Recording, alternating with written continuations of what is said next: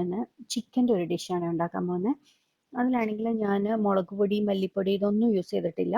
ഈ കറി ചപ്പാത്തിക്കൊക്കെ നല്ല ഒരു കോമ്പിനേഷനാണ് കേട്ടോ. ഇത് നമുക്ക് ഒന്നുകിൽ നല്ല ഡ്രൈ ആയിട്ടും എടുക്കാം, അതല്ലെങ്കിൽ കുറച്ച് ചാറോട് കൂടി എടുക്കാം. ആദ്യം നമുക്കൊരു പാൻ ചൂടാവുമ്പോൾ ഒരു 2 ടേബിൾ സ്പൂൺ വെളിച്ചെണ്ണ ഒഴിച്ചു കൊടുക്കണം. ഇതിപ്പോൾ എണ്ണ നന്നായിട്ട് ചൂടായിട്ടുണ്ട്.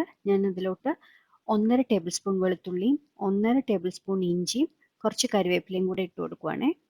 ഇനി ഇത് നന്നായിട്ട് വഴറ്റി കൊടുക്കണം. ആ ഇഞ്ചിയുടെയും വെളുത്തുള്ളിയുടെയും ഒക്കെ ഒരു പച്ചമണം ഒന്ന് മാറണം. ഇപ്പം ഇതിൻ്റെ പച്ചമണമൊക്കെ മാറിയിട്ടുണ്ട്. നമുക്ക് ഇതിനകത്തോട്ട് ഉള്ളി ഇട്ട് കൊടുക്കണം. ഞാനിവിടെ ചെറിയ ഉള്ളിയാട്ടോ ഇടുന്നത്.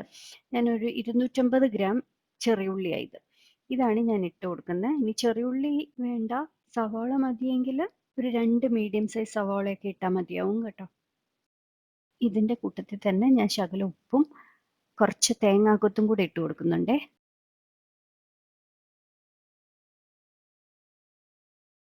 ഇനി ഇത് നമുക്ക് നന്നായിട്ട് വഴറ്റി കൊടുക്കണം.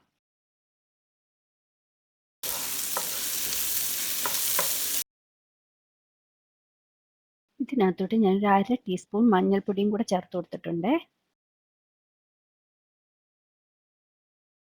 ഈ മഞ്ഞൾപ്പൊടിയുടെ പച്ചമണമൊക്കെ ഒന്ന് മാറുന്ന വരെ നന്നായിട്ട് വഴറ്റി കൊടുക്കണം. അത് കഴിഞ്ഞിട്ട് നമുക്ക് ഇതിനകത്തോട്ടൊരു മസാല ചേർത്ത് കൊടുക്കണം. ഇപ്പം ഇതിൻ്റെ പച്ചമണമൊക്കെ മാറിയിട്ടുണ്ട്. ഇനി ഞാൻ ഇതിനകത്തോട്ടൊരു മസാല ചേർത്ത് കൊടുക്കാൻ പോവുക.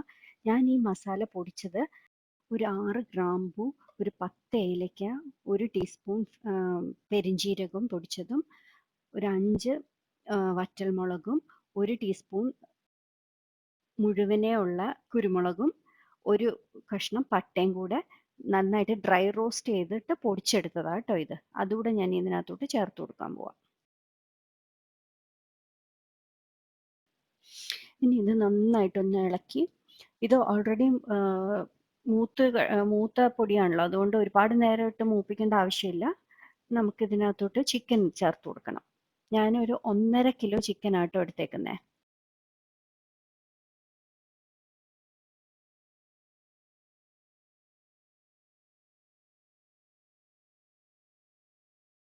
ഇനി നമുക്കൊരു 2 മിനിറ്റ് ഈ മസാല എല്ലാം കൂടെ ഈ ചിക്കനിലൊന്ന് നന്നായിട്ട് കോട്ട് ചെയ്തെടുക്കണം.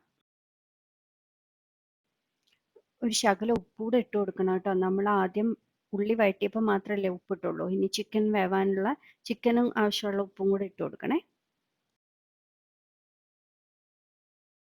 നമ്മൾ ഇനി ഇതിനകത്ത് ഒട്ടും വെള്ളം ഒഴിക്കത്തില്ല. ഈ ചിക്കനിൽ നിന്നുള്ള വെള്ളം തന്നെ ആ വെള്ളത്തിൽ കിടന്ന ഇത് വേവുന്നത്. ഇതിപ്പോൾ ഞാനൊരു 2 മിനിറ്റ് നന്നായിട്ട് വഴറ്റി കൊടുത്തേ. ഇനി ഞാനിത് അടച്ചു വെച്ച് വേവിക്കാൻ പോവുക. ഒരു മീഡിയം ഫ്ലെയിമിൽ വെച്ച് വേവിക്കണേ, അല്ലെങ്കിൽ ചിലപ്പം പെട്ടെന്ന് അടിക്ക് പിടിക്കും. ഇടയ്ക്കിടയ്ക്ക് ഈ അടപ്പ് തുറന്നൊന്ന് ഇളക്കി കൊടുക്കുക വേണം കേട്ടോ. ഇപ്പോൾ കണ്ടോ, ചിക്കനകത്തു നിന്നുള്ള വെള്ളമൊക്കെ ഇറങ്ങിയിട്ടുണ്ട്. ഇനി നമ്മൾ ഈ വെള്ളത്തിൽ കിടന്നത് ചിക്കൻ വേവണം. ഇടയ്ക്കിടയ്ക്ക് നമ്മൾ തുറന്നു ഒന്ന് ഇളക്കി കൊടുക്കണം കേട്ടോ. ഈ സമയത്ത് വേണമെങ്കിൽ ഉപ്പൊക്കെ ഒന്ന് നോക്കണം. ഉപ്പ് വേണമെങ്കിൽ ഉപ്പിട്ട് കൊടുക്കണേ. എരിയൊക്കെ ഇനി ഇതൊരു മീഡിയം എരിവാ.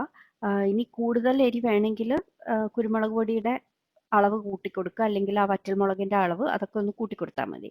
എന്നാലും ഇത് എനിക്ക് തോന്നുന്ന ആവശ്യത്തിനുള്ള എരിവുണ്ട് കേട്ടോ. ഞാനൊരു ശകലം ഉപ്പൂടെ ചേർത്ത് കൊടുത്തിട്ടുണ്ടേ. ഇതിപ്പം നമ്മുടെ ചിക്കനൊക്കെ ആവശ്യത്തിന് വെന്തിട്ടുണ്ട്. വേണമെങ്കിൽ ഇപ്പം ഇച്ചിരി ഗ്രേവിയോടെ എടുക്കണമെങ്കിൽ ഈ സമയത്ത് നമുക്ക് ഓഫ് ചെയ്യാം കേട്ടോ.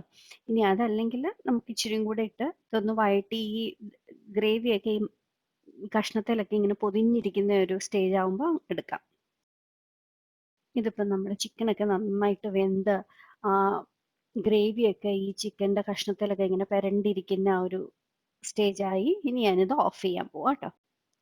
ഓഫ് ചെയ്യുമ്പോൾ വേണമെങ്കിൽ കുറച്ച് കറിവേപ്പിലയൊക്കെ ഇട്ട് കൊടുത്ത് കുറച്ച് വെളിച്ചെണ്ണയൊക്കെ അതിൻ്റെ പുറത്തോട്ട് ഒന്ന് ഒഴിച്ചു കൊടുത്ത് അങ്ങനെ എടുത്ത് വെക്കാം കേട്ടോ വേണമെങ്കിൽ.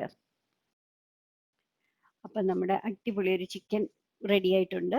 അപ്പം എല്ലാവരും ഇതൊന്ന് ട്രൈ ചെയ്ത് നോക്കണം. ചപ്പാത്തിയുടെ ഒക്കെ കൂടെ കഴിക്കാൻ വളരെ നല്ലൊരു ചിക്കൻ കറിയാണ്.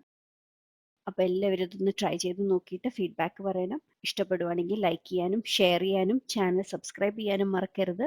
അപ്പോൾ അടുത്ത അടിപൊളിയായിട്ടൊരു റെസിപ്പി ആയിട്ട് വീണ്ടും കാണാം. താങ്ക്